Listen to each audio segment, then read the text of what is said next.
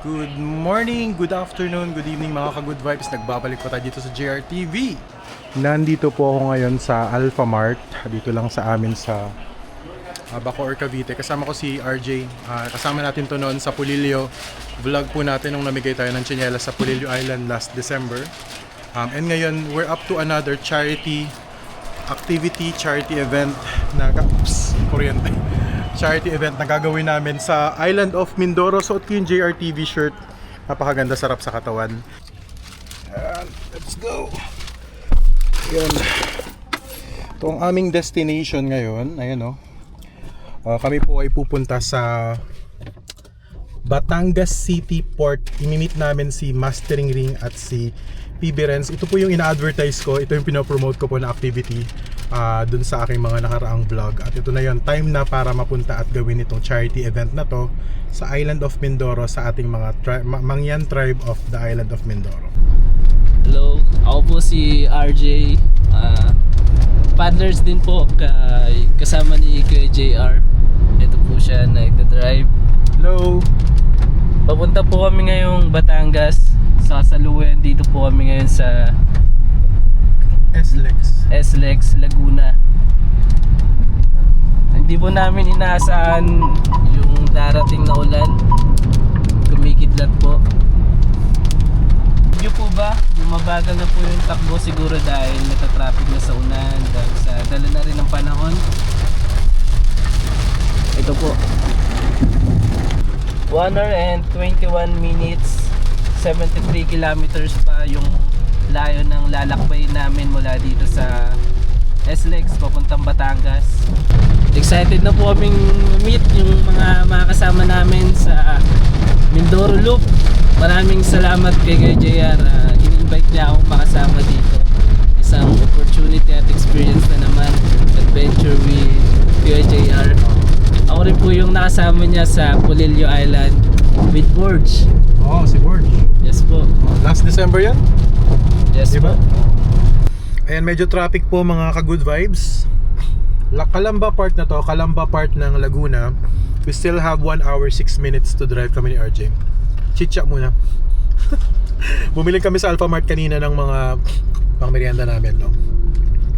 And then imimit namin si Mastering Ring who is maghihintay sa amin sa port. Baka doon na rin kami mag-dinner, pero hindi pa naman kami gutom. Nag-lunch kami before umalis.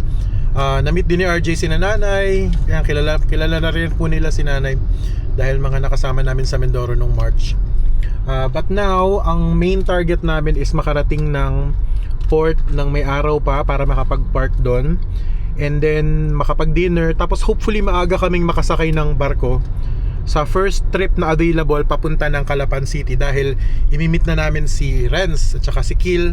Si Chris Mark, si CM po na kasama namin sa trip ay nandun na rin, nasa biyahe, nagmumotor na po from San Jose. So yeah, makabukas ng umaga or mamayang gabi, ano na kami, magkakasama na kami. Okay, bye guys, kasi ayan, pawala na yung traffic. Ginagawa po dito sa Calamba, kaya medyo traffic. Hello po, nagbabalik po ulit kami. Sa kasalukuyan, nandito na kami sa Batangas. Nalalapit na kami sa pupuntahan namin. Yeah. 17 minutes and 8.4 kilometers. Sa nakikita nyo po, maganda na po yung panahon. Lumabas na yung haring araw at nawala na yung ulan, kidlat. Kasi po kanina sa Laguna umuulan, di po namin inaasahan yun. Nakala namin maganda yung biyahe. Kumukulog, kumikidlat. Kumukulog, kumikidlat kanina. Dito naman wala nang clouds. Puro ano na, araw na. Swabe lang biyahe natin, no? Kamusta ang biyahe? Okay naman po. Swabe, no? Sa Star Tollway na po kami. Malapit na kami sa aming pupuntahan. Doon na lang po kami magkikita ng may isa tayong mga kasabay na papuntang Mindoro, kuya, di ba? Si Mastering Ring. Manggagaling siya ng Balayan, Batangas. Ewan ko, baka mag-commute yun kasi ang last na update niya po, sira po yung motor niya. So balak niya na makiangkas na lang kay Renz. At ano sila, riding in tandem sila sa charity natin. Pero worried din siya kasi baka antukin daw siya sa ano, habang nakaangkas. So I'm not sure kung nagawa niya po ng paraan, napayari niya ba yung kanyang motor. Malalaman po natin mamaya pagkita natin sa kanya doon. Tingnan natin kung how much yung toll mula mula Bacoor. Ayan, ito yung listahan, no. Saan tayo galing? MCX 275. Hindi lang nila nababasa kasi malayo na yan. 275 yung MCX kung saan tayo galing. Class 1 po tayo, so small car. Wow, okay, parang almost 300 pesos, no? Okay lang kasi grabe naman yung ginhawan na nung ride namin, suwabe lang. Kung doon po kami duman sa Cavite, Laguna, Looban, 3 hours po yung sabi ng map. Pero dito 1 hour and 30 minutes lang po yata. Ngayon is 15 minutes na lang kasi 7.7 kilometers na lang. And nag-load naman ako. Nagpagas ako ng full tank at saka nag-load tayo ng RFID natin dito sa toll gate. Kakalagpas lang po namin sa toll gate. Malapit na po kami sa aming pupuntahan. Flyover daw. In 600 meters, merge onto Bawan. Ayun, to Batangas City Pier. Diversion Road.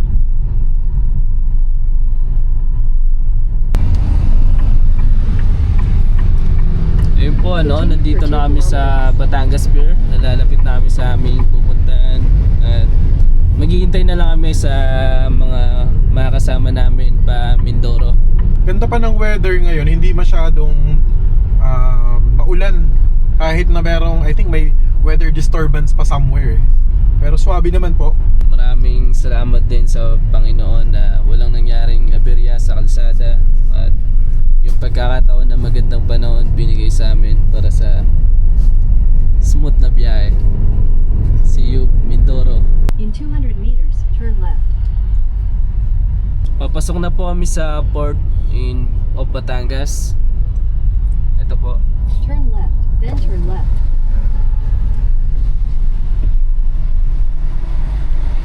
Mag-overnight parking po? Parking overnight. Ganito lang po. Saan po ba may ticket po ba yun? Or saan? Yan yun. Mindoro po papuntang Calapan City. Meron po. Okay, dun ako. Dito po kayo sa mag-park sa loob. Sa labas. Thank you po. Park po kayo. Salamat po. Hanapin lang natin ang entrance niyang park and sale na yan para safe nating maiwan tong sasakyan. Park and In sale. 300 meters, your destination will be on the left. Sir, park and sale? Ito. Dito daw. Ayun, pala park and sale. Hindi ko nakita. Park and sale, mag-overnight parking po kami. Kayo na po ang makalabas yan. Tapos Thank you. Salamat. Exit the parking lot. Po ito babayaran sir paglabas na po, no? Dito rin. Opo, dito rin po.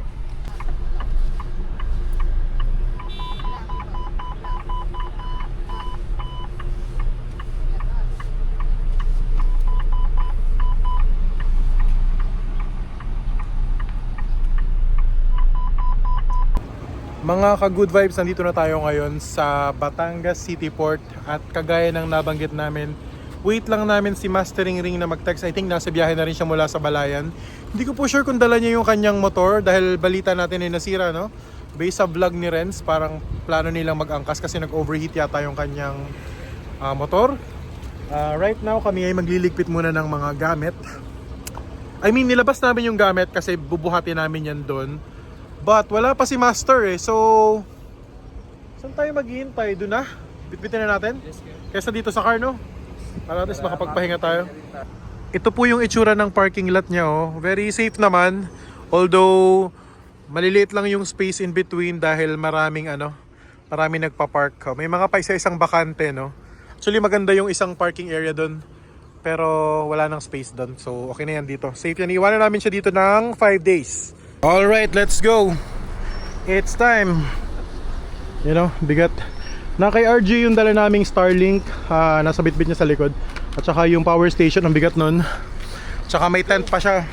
Ako naman damit ko lang dala. Akin na yung mo. Akin na tong isa. Akin na to. Yung helmet namin. Required po kasi na may helmet. Igisa kaming helmet. Tapos yung gamit kong damit. At saka yung mga gadgets natin pang vlog. So, ayun naman, maaga pa. Hindi pa po lumulubog ang araw. Waiting kami kay Mastering Ring na nasa biyahe pa. Dito pala yung mga sakay ng papuntang Cubao na na mga bus. So yung mga galing galing biyahe, galing probinsya. Dito sila sasakay pa uwi. And nakarating na ako dito maraming beses na, but first time ko magdala ng sasakyan.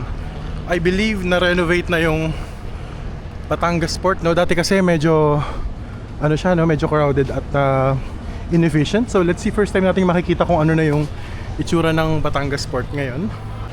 Welcome to your modern Batangas Port. Let's go! Para ka rin nasa airport, syempre i-x-ray yung mga gamit, dadaan ka sa ano, sa check-in. Thank you, sir. Uy, modern na nga. Hindi ito yung before na idea ko. At saka, ang lakas ng aircon na, malamig. Malamig siya, hindi siya mainit at all. Yeah, may mga food, ano din dito, may mga food establishments. Yan, may ATM, may toilet. Pwede na siguro akong bumili ng ticket while wala pa si Master. Para yung oras ng alis ba, masecure namin. Pero at risk kung hindi dadating si Master on time kasi baka bago pa lang siya umalis ng kanila. It's now 5:49 PM. Mukhang maraming mga pauwi. Yan, maraming mga families, barkada na siguro mag-outing kasi it's weekend, it's the weekend. Aba, may gano'n naman pala eh, may trolley. Ayos ah. Hinihintay namin ang advice ni Master kung kami ay bibili na ng ticket para pagdating niya, diretso na kami. Pero wala pang advice, baka nasa biyahe pa yon. Ang galing, may ticketing system na talaga sila. Matagal ko na pong nabalitaan na maganda na yung Batangas City Port, no? Pero first time ko siyang makita ng in person. Ah, ito yung Abra de Ilog. Oh, yan yung isang port. Dito tayo sa Calapan. Itong 8 PM, ito yung Montenegro Shipping Line. Tapos meron 7 PM oh, yung Starlight Ferries Calapan. So, what time na ba ngayon? Right now, it's 5:56. So, parang at risk na dumating si Master ng 7 eh. So, baka hindi tayo mag 7 PM. Yun. Nasa Taal pa si Master. So, mga 1.5 hours pa yon or 1 hour at least minimum. So, hindi muna kami mag-book ng ticket although meron ng 7 o'clock and 8 o'clock na biyahe pa Calapan. Hanap muna kami ng maupuan namin. Ang dami pa pong area dito na ang dami pang mga lugar, mga destination I mean, na walang tao, no? So, like ito, Puerto Galera, oh, walang tao ngayon, walang gustong magpunta. Pero yung mga ibang biyaheng Iloilo, biyaheng Katiklan, yan, sa Aklan, yan. Sila po yung mahaba yung pila dito, no? Napakalaking tulong nitong terminal na to at napakalamig ng aircon, kaya kudos sa nagmamanage nito. While waiting for Master, siguro kain muna kami or bili kami ng something to drink. Ayan, tinitest namin yung mga helmet namin. Di ba ang cute po ng helmet ko? Cartoons. Yung pong helmet na sinokis ko, si RG yung magsusuot. O, di ba? Tapos yun naman pong akin, itong cartoons na Ghost Fighter. Pero half face lang po siya. Yung kanya full face, oh. Mukha siya robot, oh. Grabe, astig, oh. Kita yung mata ko kaya? Kita. Dito? Oh, rinig din kita. Nag-telecom. Intercom, wala namang kausap. Ang taba ko talaga, no? Ang laki ng ulo ko, grabe. Pero okay lang yan. Medyo tight. Actually, hindi siya sikip. Parating na daw siya, malapit na si Master. So, salubungin na namin. Eto na si Master, si RJ. Si Master Ring. Kailan ka pa dumating? Ikot na ako. Kaya namin nakita. Kanina ko pa namin hihintay. Ayan na, si Master. Parang kahapon lang, nasa Siargao ako eh. Ngayon, nandito ikaw naman kasama ko. Grabe ka. So si Master Ring, ano na to, nagbablog to 30 years na. Grabe ka.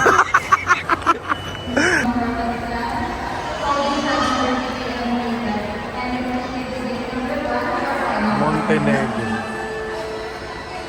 Ayan. Magkano isa nito, Master? Parang 700 plus.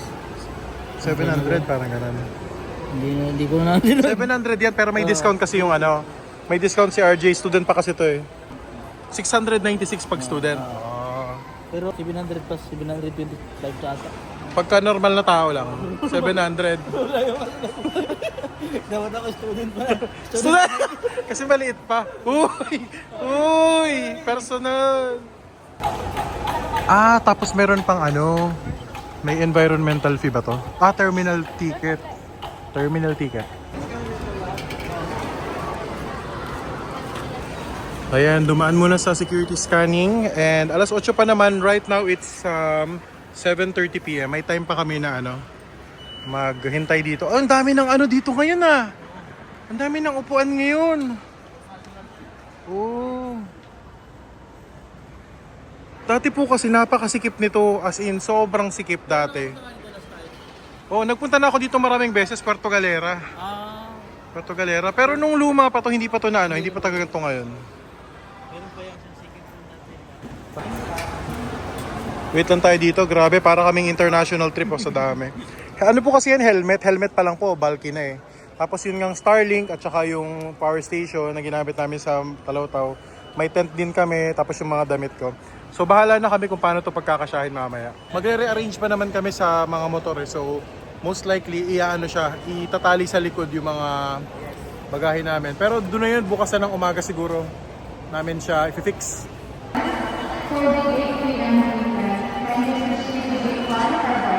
Boarding na kami.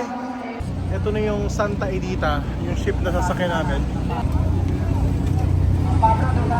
Sabi ni Master 1 hour lang daw ang biyahe, akala ko 2 hours. Ready ka na, RJ? Oo nga, kalapag. Masuyo po ng ticket, palabas na po. Tandaan.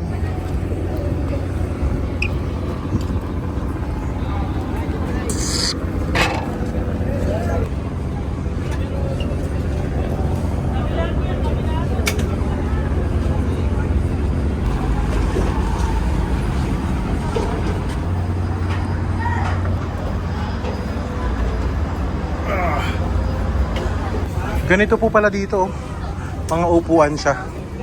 Free seating anywhere, basta may ticket ka. Ayan na po, saglit lang po yung aming paghihintay and right now umaandar na po kami. Uy, ayan o. Umaandar na tayo.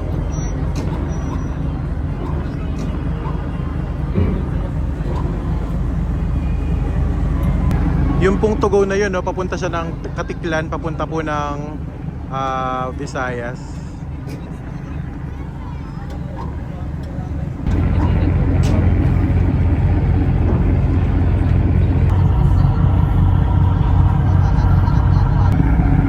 Ayos ba? Ayos ba? Ayos. Naalala mo yung ano natin, trip natin sa Pulilio, sumakay din tayo ng barko? Yung pagkababa mo ng bus, rekta ng... Oo, diretso na. Pero hindi, ganito kalaki din. Hindi, mas maliit dito. Mas maliit dito. Yung Pulilio namin. Saka parang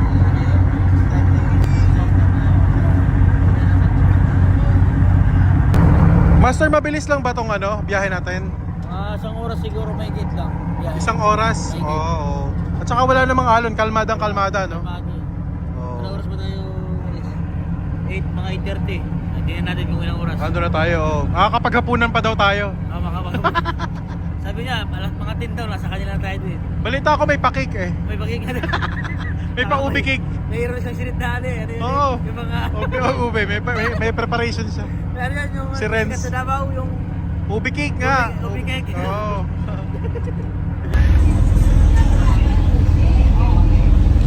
Meron pa kaming mga 30 minutes dito sa barko bago kami mag-land sa Calapan City.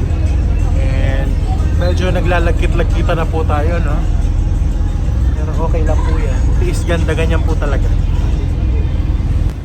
Andito na kami.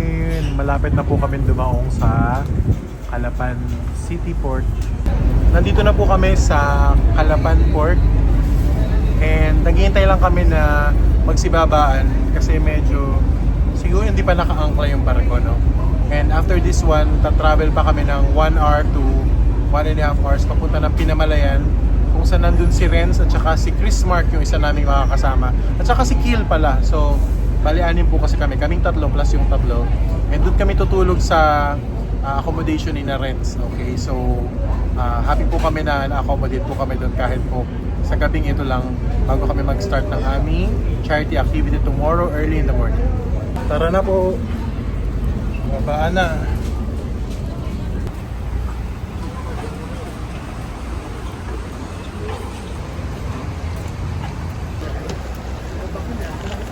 Dahon Calapan City, Oriental Mindoro.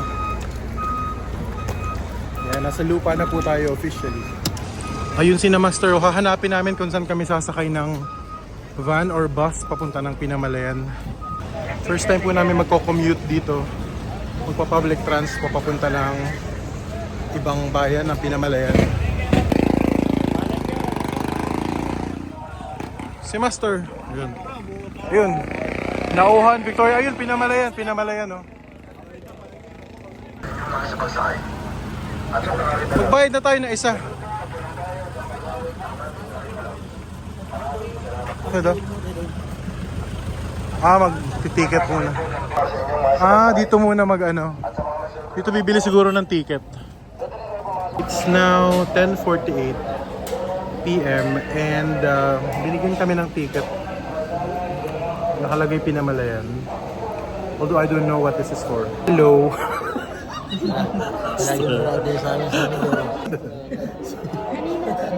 Welcome to Welcome sa Minla. Ito talaga ang problema ng Mindoro. So hindi lang po Maynila ang may energy crisis, pati po ang island of Mindoro. Taga Mindoro din kami. Pero lagi dito. Diba? Madalas nangyayari like madalas. Yun yung problem ng ano. May problema dito. Hello. Kita ka pa ba?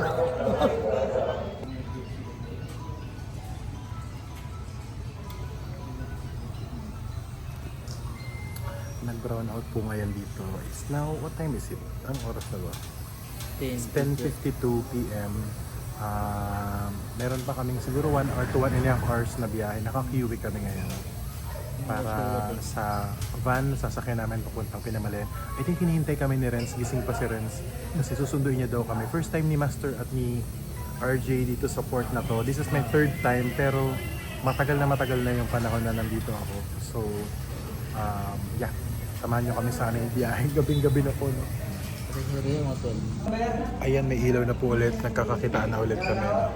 Pero wala pa yung aming queue. Hindi pa tinatawag po yung aming kulay green, yellow, green na van. Uy, may aircon na ulit. Yes, ang lamig.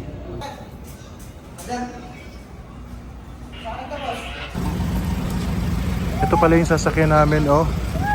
Service Contracting Program. Part siya nung program ng government. Umulan po bigla dito sa Calapan. Ayan. Ano kaya ang magiging swerte namin bukas pag inulang kami?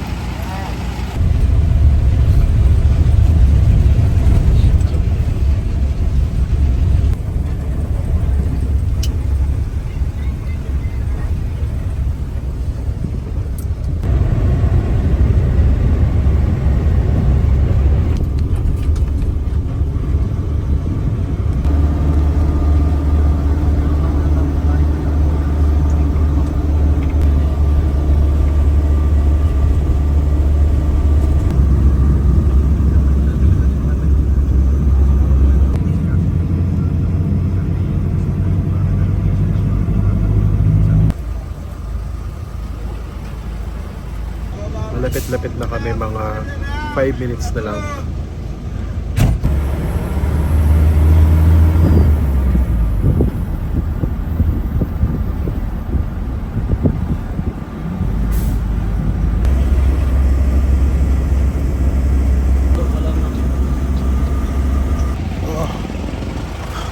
Saan tayo naiwan? Yung bag, yung helmet. Yan, okay na. Yan lang talaga natin. Sige. Ayun, nandito na kami sa McDo. So, I think nandito rin around nandito na si Chris Mark at saka si CM supposedly. Pero hanapin namin sila. Tawid tayo. Sila yan.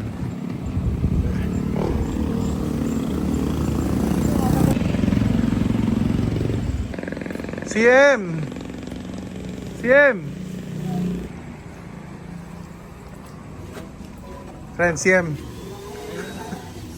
Hello. Hi. Ayun, no? Nakarating kami dito. Welcome. So, friend ko si CM. Itong host natin na si Ayan, tapos na. Ayan, hindi na kami ano dito, nagtagal dito sa McDo. Sinundo kami ni Renz. Uy! May dala palang tricycle si Renz. Grabe. Ito yung ginagamit ko sa service, no? Sa Raptor! Oh, grabe, oh. Papasada pa pala to. Gabi na pumapasada pa. Daw masada. Bakit naman? Masama? Sinundo mo lang ba kami? Wow, grabe. Yung driver namin, pogi, oh. Kaso lang, hindi tayo kasya dito. Di ba tumulog? Kasi tayo dyan. Nasaan na si CM? Sasabay natin si CM. Ayun, yun po yung... May friend kasi si CM dito. Si CM po ay friend ko for many years, for decades na rin. Pero hindi pa sila nag-meet ng PB team. Ngayon lang. Nakakatuwa rin kasi imagine yung 2 circles of friends ko nag-collide. Actually, 3 na kasi may dragon boat pa. Sa isang charity event, di ba? Ah, may motor nga pala siya. Nakalimutan ko. Bayad po. Hoy! Hoy! CM, sunod ka. Sunod ka, CM, ha? Si RJ nakatulog na yan kanina sa bus at sa bus lang. At saka sa terminal. Malapit lang naman daw, sabi ni Renz, yung bahay nila. So, mabilis lang po kami makakarating doon. Oh, papasok pala. Renz, pasensya na kasi alam ko 8:30 pa lang tulog ka na eh. Napuyat ka tuloy. 8:30. Oh, 8:30 di ba? Tulog ka na? 8 o'clock nakahiga ka na eh. Ayan, may kuryente dito sa bayan nila, sa subdivision nila.